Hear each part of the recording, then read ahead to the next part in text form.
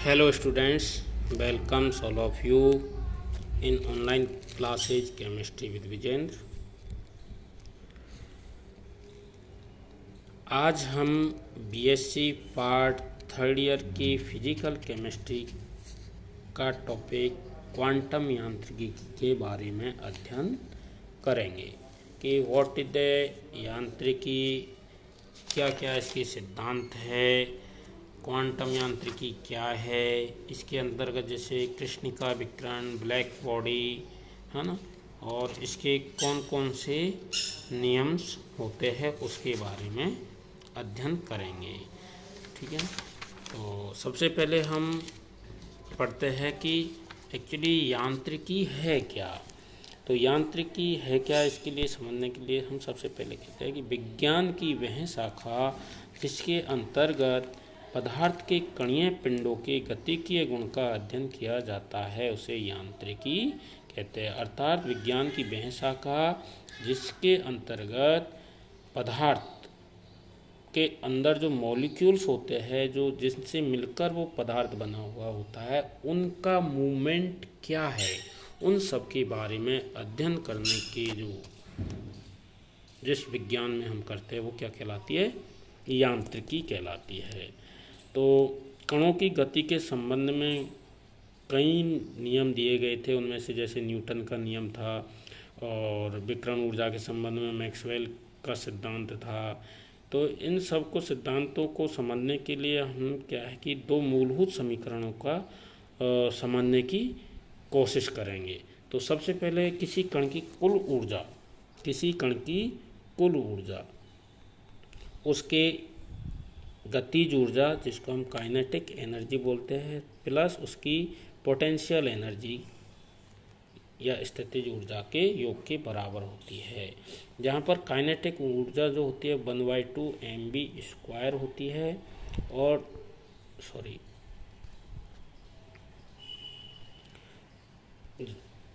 जो इसकी स्थितिज ऊर्जा होती है वो होती है v।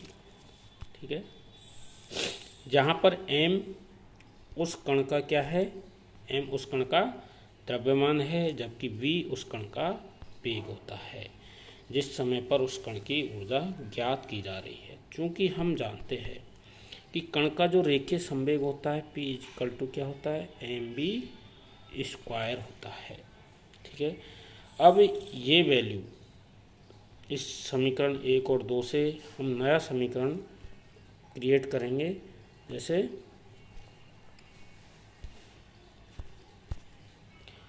कण का संवेग को हम समीकरण 1 और 2 से यदि हम देखते हैं तो E = 1/2 mp²/m + v ये होता है। क्यों, इस प्रकार कण का संवेग हम निम्न प्रकार से दे सकते हैं। P = क्या होता है, हमने देखा था P = mv होता है। तो यहाँ पर P, यहाँ से ये वैल्यू हम कहाँ रखेंगे, यहाँ। ठीक है,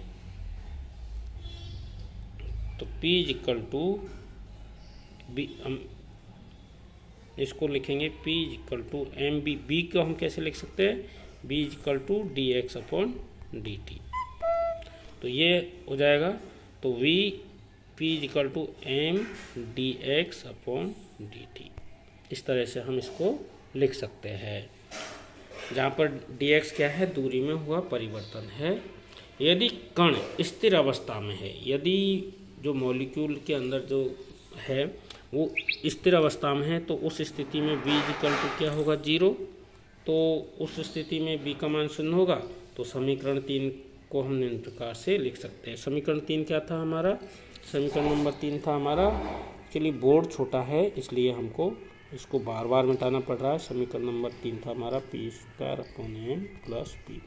अब ये कह रहा है कि यदि मॉलिक्यूल स्थिर अवस्था में है तो ये b की वैल्यू क्या हो जाएगी, 0 हो जाएगी। उस स्थिति में हम इसको किस तरह से लिख सकते हैं, E = 1/2 p²/m, ये आ जाएगा। अब समीकरण जो हमारा था 5 आ गया है, इस समीकरण 5 में p की वैल्यू रखने पर। अब p की वैल्यू क्या थी, ये हमारा समीकरण 5 हो गया।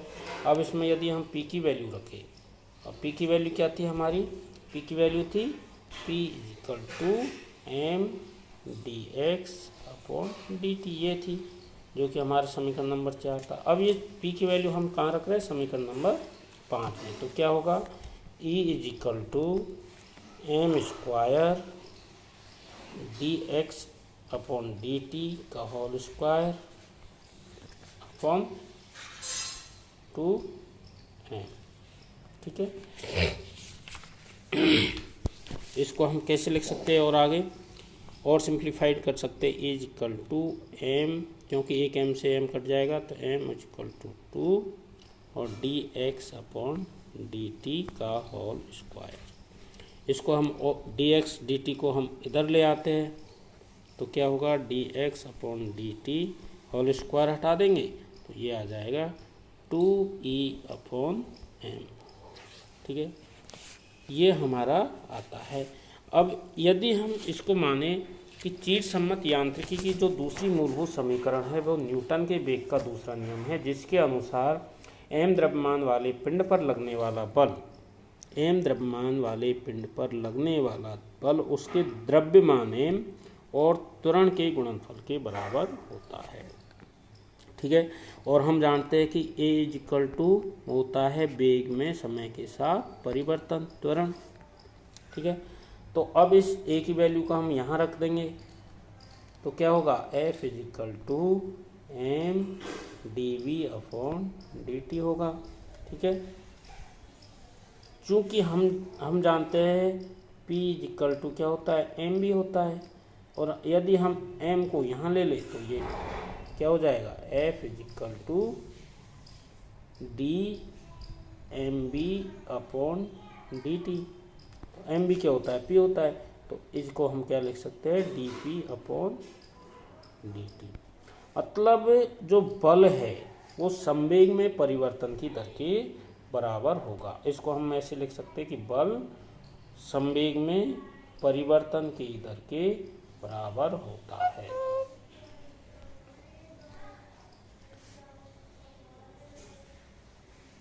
ठीक है,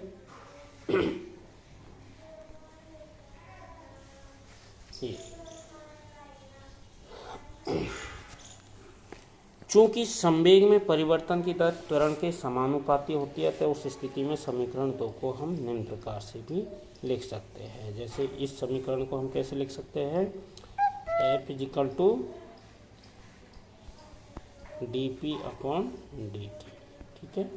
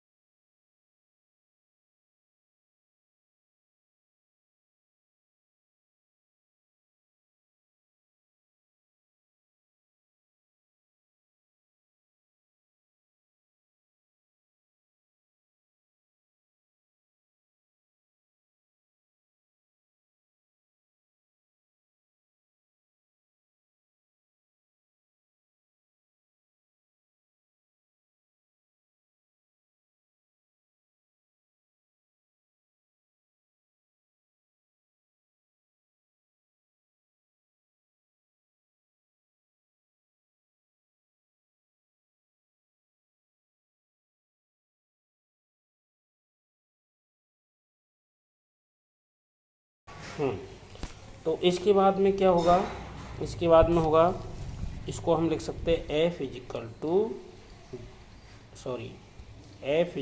to m d square x upon d t square. ये समीकरण नंबर 3 हो गई।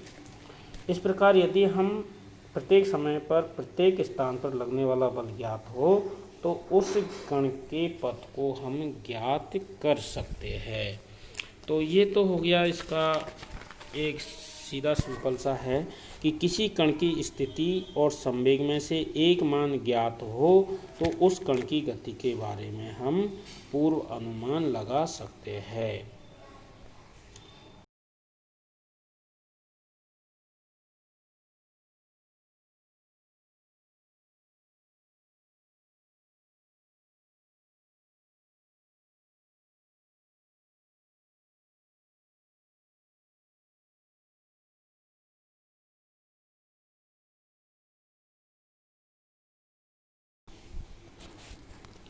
अब आता है नेक्स्ट हमारा कृष्णिका विकिरण।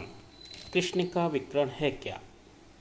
Black rays. जब किसी ठोस वस्तु को गर्म किया जाता है तो वस्तु से क्या होता है, ऊष्मा का निष्कासन होता है, और जो ऊष्मा निकलती है उन ऊष्मा कैसे निकलती है, रेज के रूप में। तो कहने का मतलब है कि जब किसी ठोस वस्तु को गर्म किया जाता है तो वस्तु से जो ऊष्मा निकलती है उसको हम क्या कहते हैं, विकिरण कहते हैं। इन विकिरणों का तरंगों के रूप में उत्सर्जन होता है जो कि मैक्सवेल के विद्युत चुंबकीय तरंगों के समान होती है। प्राय यह देखा गया है कि गर्म वस्तु से निकलने वाली विकिरणों की ऊर्जा एक स्पेक्ट्रम बनाती है जो वस्तु के ताप पर निर्भर करता है। निम्न ताप पर स्पेक्ट्रम में निम्न ऊर्जा वाले विकिरण होते हैं जो कि अवरक्त क्षेत्र में होते हैं। जैसे जैसे वस्तु का ताप बढ़ाया जाता है तो स्पेक्ट्रम का क्षेत्र भी बढ़ता जाता है, अर्थात ताप बढ़ाने पर स्पेक्ट्रम में उच्च ऊर्जा वाले विकिरण प्राप्त होते हैं जो कि दृश्य क्षेत्र में पाए जाते हैं। तो किसी ठोस वस्तु को गर्म करने पर पहले लाल, नीली और अंत में वस्तु सफ़ेद दिखाई देने लगती है। इस प्रकार प्राप्त स्पेक्ट्रम में अलग अलग तरंगदैर्ध्य की तरंगें प्राप्त होती है जो कि एक सतत स्पेक्ट्रम का निर्माण करती है। किसी एक ही ताप पर अलग अलग वस्तु के स्पेक्ट्रम की व्याख्या लूमर ने की तथा एनर्जी तरंगदैर्ध्य के मध्य में एक ग्राफ आलेखित किया जो कि इस तरह से है। ठीक है, ये कोई ग्राफ है, ये इसकी तरंगदैर्ध्य है, ये इसकी एनर्जी है। ठीक है, इसने कहा था कि जैसे जैसे टेम्परेचर बढ़ता जाएगा वैसे वैसे क्या प्राप्त होगा, टेम्परेचर बढ़ेगा तो उनकी एनर्जी बढ़ती जाएगी और वो दृश्य प्रकाश में दिखाई देते हैं। तो सबसे पहले कहते हैं लाल होगी, फिर नीली होगी, अंत में वस्तु कैसी दिखाई देने लगती है, सफ़ेद दिखाई दे। इस प्रकार प्राप्त स्पेक्ट्रम में अलग अलग तरंगदैर्ध्य की तरंगें प्राप्त होती है। जैसे सबसे पहले हम कोई एग्जाम्पल लेते हैं, ये इस तरह से हमें प्राप्त होता है जब यदि उसका टेम्परेचर इतना हो। ठीक है, ये है T1 और इसी प्रकार ये T2 जब टेम्परेचर हो गया हमारा 1260 डिग्री सेल्सियस, और ये हो गया हमारा T3 कब स्थिति होगी, जब ये 1450 होगा। इसी प्रकार हमारा ये टेम्परेचर हो गया ये, और ये 1650 डिग्री, ये T4। अर्थात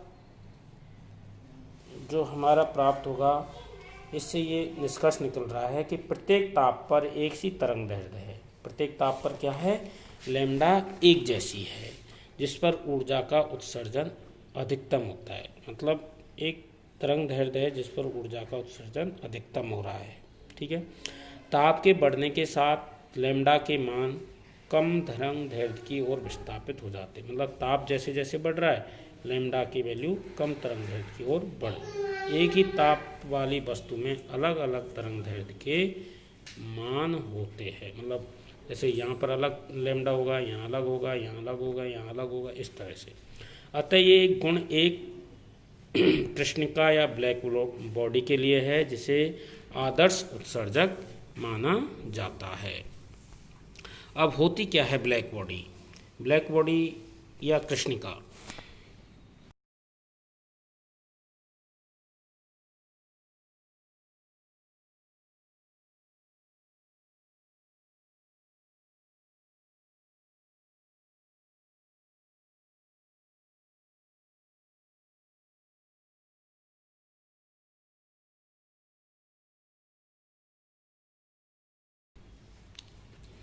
ब्लैक बॉडी या कृष्णिका एक ऐसे काल्पनिक पिंड को कहा जाता है जो अपने पर आपतित समस्त तरंग दैर्ध्य की विकिरणों को अवशोषण अथवा उत्सर्जन करता हो। किसी पिंड द्वारा आपतित विकिरणों का कुछ भाग अवशोषित हो जाता है, कुछ भाग परावर्तित हो जाता है, कुछ भाग स्थानांतरित हो जाता है, ये हम जानते हैं। इस पिंड द्वारा जो भी भाग अवशोषित होता है उसे हम क्या कहते हैं? अवशोषकता ए। ठीक है। और एक आदर्श कृष्णिका के लिए इसका मान क्या होना चाहिए? इकाई होना चाहिए। तो किर्चहॉफ के नियम के अनुसार भी दिए हुए ताप पर समस्त पिंडों की उत्सर्जन क्षमता एवं अवशोषकता का अनुपात स्थिर होना चाहिए। अर्थात कृष्णिका एक अच्छे अवशोषक के साथ साथ क्या होना चाहिए? एक अच्छा उत्सर्जक भी होना चाहिए। तो कृष्णिका विकिरणों के अध्ययन के आधार पर फिर 3 नियमों का प्रतिपादन हुआ, जिनके बारे में हम अगली क्लास में अध्ययन करेंगे। जैसे स्टीफेन का नियम है, बीन का नियम है, रेले जीन्स का नियम है और प्लांक विकिरण का नियम है, जिनके बारे में हम आगे की क्लास में अध्ययन करेंगे। तो थैंक यू।